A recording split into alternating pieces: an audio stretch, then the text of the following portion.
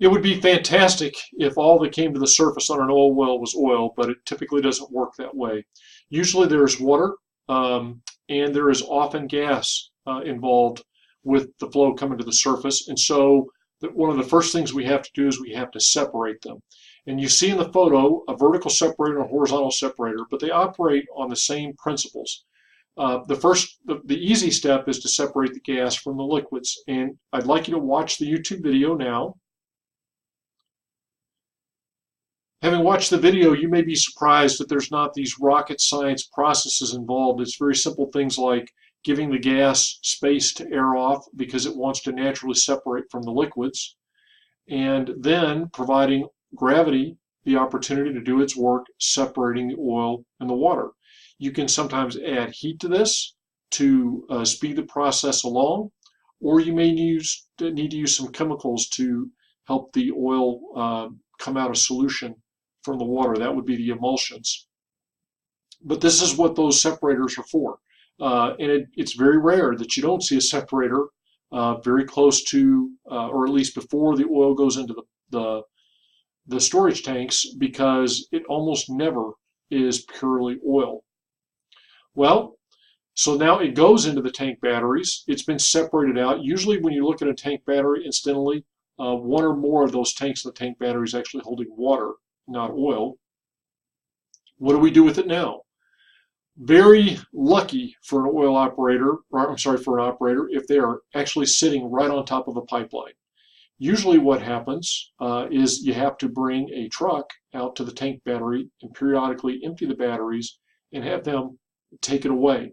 In the next slide, I'll show you the pipeline network in Wichita County. But so there are companies whose whole business in life is to drive out, take your oil out of your tank batteries, and then insert it into the nearest pipeline. In Wichita County, talking to people, seems like the common charge to do that is $2.50 to $3 a barrel. For example, if the posted price is $50 a barrel, then they're going to get $47 to $47.50 for their oil. That $2 to, or I'm sorry, $2.50 to $3 is the profit margin for the guy that's actually hauling your oil to the pipeline and then selling it into the pipeline. Here is the promised map of Wichita County. If you look down on the bottom left, the oil pipelines are in red and the natural gas pipelines are in blue. You can see that little bottom left, there's that vertical red line that stops. That is a place where out of the electric oil fields, there are various points where people add oil into that pipeline. Also, just getting you ready for what we're going to study in a few weeks, if you notice in the bottom right, all of those oil pipelines coming into the eastern side of Wichita Falls, that's because we have a lot of tank batteries over there, and that's kind of a staging facility for a pipeline company. Gas is a little bit different in that we have to treat it a little bit closer to the wellhead to get it in shape to put it into the pipeline, but once it's into the pipeline, it's pretty much good to go. No refining involved. So the key things with gas is you've got to clean it up, especially get rid of the hydrogen sulfide gas, and you have to get any additional water vapor out of it. That's the dehydrated. And then as it's cooled off, some of the natural gas liquids may have condensed into liquid form, and you're going to need to separate that. Another great YouTube video that explains this process. I recommend you skip the first minute and 20 seconds of this video, but then watch the rest of it, because it's going to describe all these processes and how this happens. So after you go through a gas treatment plant, then it's good to go. It's into the pipelines and it's away to the races.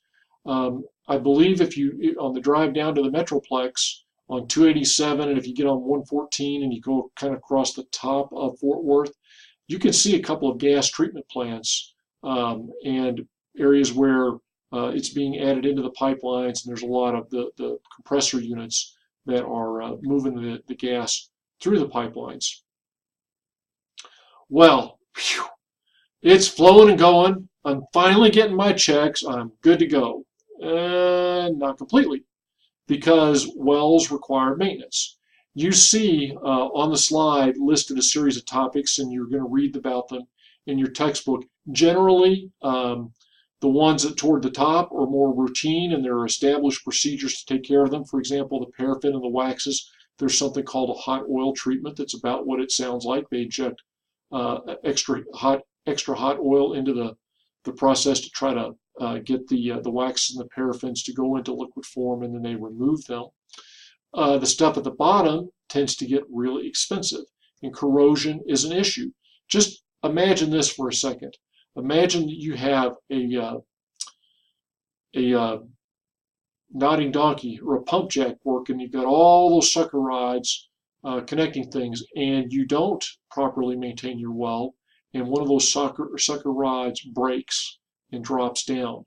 Now you've got a real problem because you've got to go in and you've got to fish for that, get a hold of the end of it, and pull it out. This whole time, the well obviously isn't pumping, and then how much money you're going to have to spend on that workover.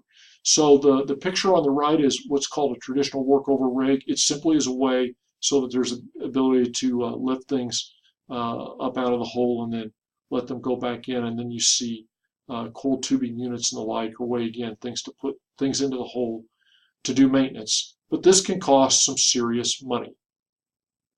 Speaking of money, this is a very important consideration as to the profitability of the well. You think, well, lease operating expenses, they're nothing, right? They can be a lot, and they can be highly variable. Why can they be so variable? Well, look at that first line. Let's assume that we've got a pump jack on the well, and that to aid in the separation process, we need to put some heaters out there. First of all, how do I power that pump jack and that heater? Do I have to deliver diesel fuel out to have them run on their own separate units? Wow, that's going to get expensive. Or is there electricity available to me? What's the price of that electricity? Do I have to build additional distribution, electrical distribution lines to get the electricity out to my well site? So the mere issue of what's it going to cost to power my equipment is a huge deal.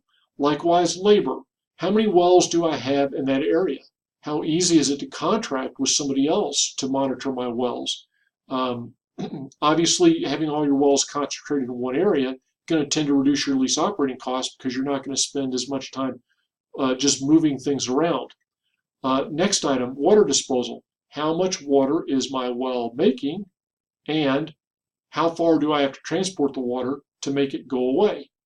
So you can have wildly different lease operating expenses on wells. And so that's something that you're going to have to try to budget for. All the things below also could really add up. Again, you can imagine how much it would cost if I had a sucker rod break and then I have to go on a fishing expedition to get it out. Obviously, taxes too. We'll look at this economically. They vary widely by state. In Texas, they're fairly low. In some of the oil-producing states, they're quite a bit higher. Well, it all adds up. So now I want you to, no kidding, work out this problem. Let's do some assumptions. You're operating 10 wells in an area. They're each making about 3 barrels a day. You go, what? 3 barrels a day? There are some wells out in Will Barger in Wichita County that the owners would be happy if they made 3 barrels a day. Let's assume the royalty is a fifth, and that for all 10 wells, your monthly lease operating expenses average $20,000. And we'll also assume that you get $50 a barrel for your oil. What's your annual take, roughly, before we even bring taxes into the equation? I'd like you to pause the video and work that problem, because it's one you certainly should be able to work. Okay, so here's how I would do it. We get 3 barrels a day from 10 wells, or 30 barrels a day. You can multiply that by 365. That would be a little unrealistic. I'm just going to multiply it by 300. I'm going to assume that 65 days a year, for whatever reason, each of my wells are not pumping. And so that gives me 9,000 barrels a year. Well, I lose 20% of those off to my royalty. So I take what's left, multiply that by $50, and I'm looking at about $360,000 a year in revenue, again, before taxes. Well, if I'm averaging $20,000 a month in lease operating expenses, that's $240,000 a year. So before I even pay taxes or look at anything else, my income off of that well looks like $120,000 a year. So you can see that these costs really do add up. And so that gets back to the summary. It's important to keep the oil and the natural gas flowing from that well as long as you can, provided it's profitable. In other words, it doesn't cost you more money to operate that well than it's producing. And you can see how controlling costs is a huge deal, because what seems to be small expenses can really add up.